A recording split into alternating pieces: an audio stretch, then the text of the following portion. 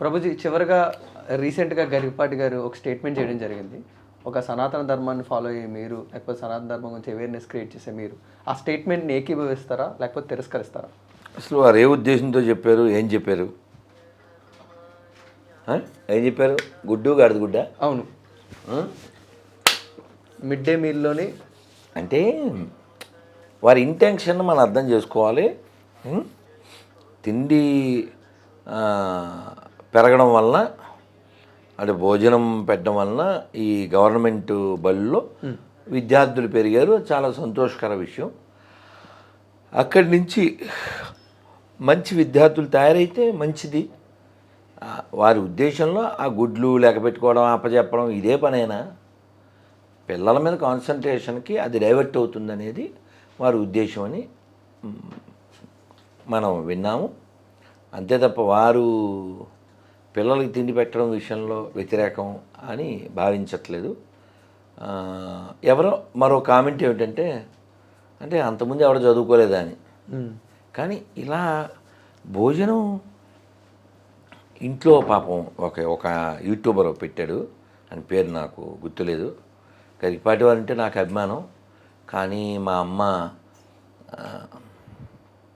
ఏమీ లేని పరిస్థితుల్లో అన్నంలో నూనె వేసుకుని కారం కలుపు తినేవాళ్ళం, లేదా స్కూల్లోంచి ఉప్మా తెచ్చుకునేవాళ్ళం. ఆ ఉప్మానే మేమంతా తినేవాళ్ళం. ఇలాంటి ఇబ్బందులు మేము పడి ఆ స్కూల్లో పెట్టడం వలన మేము సర్వైవ్ అయ్యాం. కాబట్టి స్కూల్లో భోజనాలని వ్యతిరేకించడం అనేది ఖచ్చితంగా మనం అంగీకారం కాదు. కానీ వారి ఇంటెన్షన్లో ఆ గుడ్లు లెక్కపెట్టడం, లేకపోతే అవి లెక్కపెట్టడం ఇదే ఉద్యోగం కాకూడదు. ఒక టీచర్ ఒకరు నాకు చెప్పిన మాట ఏంటంటే, ఇలా ప్రాణుల గర్భంలోంచి వచ్చినటువంటి ఈ గుడ్లు కాకుండా పండ్లు కానీ పిల్లలకి పెట్టగలిగితే గ్రీనరీ పెరుగుద్ది, హెల్త్ పెరుగుతుందని ఒక టీచరే నాకు మెసేజ్ పెట్టారు. అలాగే ఓ టిప్పర్ తోలే డ్రైవరు ఫోన్ చేశాడు ఇందాక, వాడి మాటలు కూడా విందాం. నన్ను చెప్పు నాన్నరాజు. హరే కృష్ణ బాబుజీ.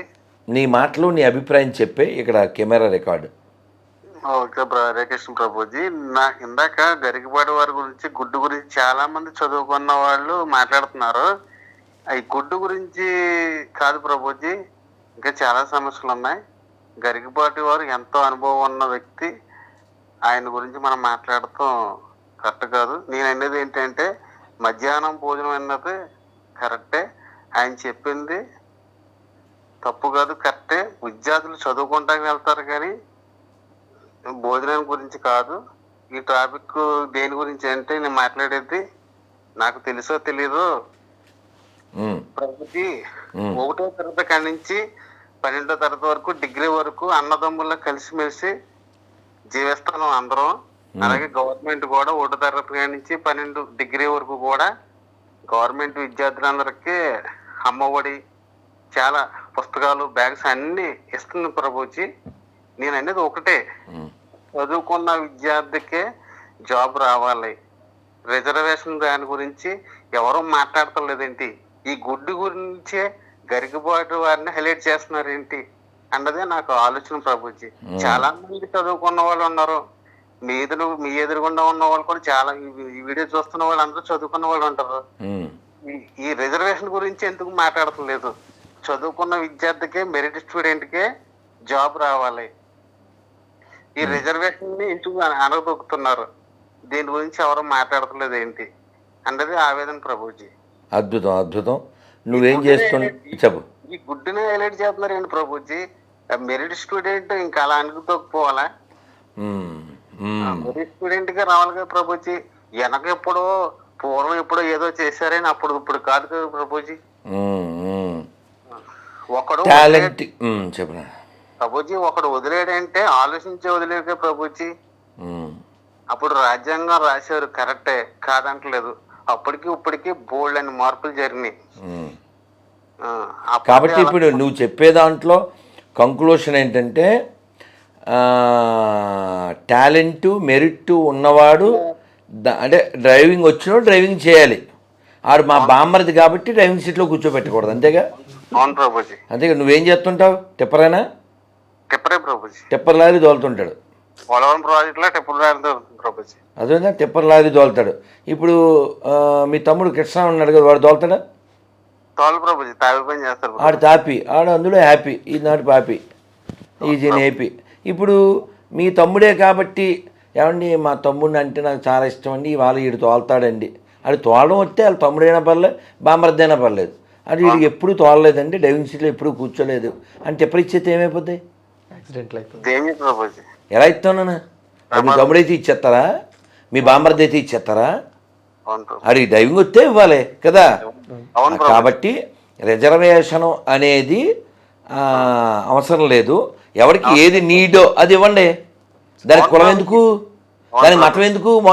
మొన్న ఇక్కడ రేవంతుద్దీన్ గారు, నేను చెప్పలేదు ఆయనే చెప్పాడు, రేవంతుద్దీన్ గారు ఏం చెప్పారంటే మొన్న ఎవరో పోస్ట్ పెట్టారు, మైనార్టీ విద్యార్థులకు మైనార్టీలకు ఏదో బైకులు ఇస్తారండి, ఎలక్ట్రికల్ స్కూటర్. అంతకుముందు ఏదో డ్రోను ఒక 3 ఏళ్ల క్రితం ఎప్పుడో ఏపీలో డ్రోన్ది ఏదో నేర్పించాలి, దానికి మైనార్టీలు అంట. ఎందుకు ఇది? ఎవడు నీడో వాడికి నేర్పించండి రా. మళ్ళీ సెక్యులరిజం అంటారు కుక్కలో. సెక్యులర్ ఎక్కడుందే? రఘురామకృష్ణరాజు గారు చాలా మంచి మాట ఒకటి చెప్పారు ఒక 1-2 నెలల క్రితం ఒక ఇంటర్వ్యూలో. ఏంటంటే గుళ్ళో డబ్బులు ఎత్తుకెళ్ళి పూజారులకు జీతాలు ఇస్తున్నారు, గుళ్ళో డబ్బులు ఎత్తుకెళ్ళి. ఓకే, ఆయన పూజ చేస్తున్నాడు, ఉండిలో డబ్బులు వస్తున్నాయి, ఏదో ఇస్తున్నారు. ఓకే, చర్చి నుంచి ఏమన్నా రూపాయి వస్తుందా గవర్నమెంట్కి? మసీద్ నుంచి ఏమన్నా వస్తుందా? మరి వీళ్ళకి ఎందుకు ఇస్తున్నారు పెదల సొమ్ము? చర్చిలో కలెక్ట్ చేయి అలాగే, మసీదులో కలెక్ట్ చేయి వాళ్ళకి. మొన్న 60 కోట్లు ఎంతో రిలీజ్ చేశారు ఏపీ గవర్నమెంట్. మొత్తం ఈ సంవత్సరం 6,000 కోట్లు మైనార్టీలకు రిలీజ్ చేశారు.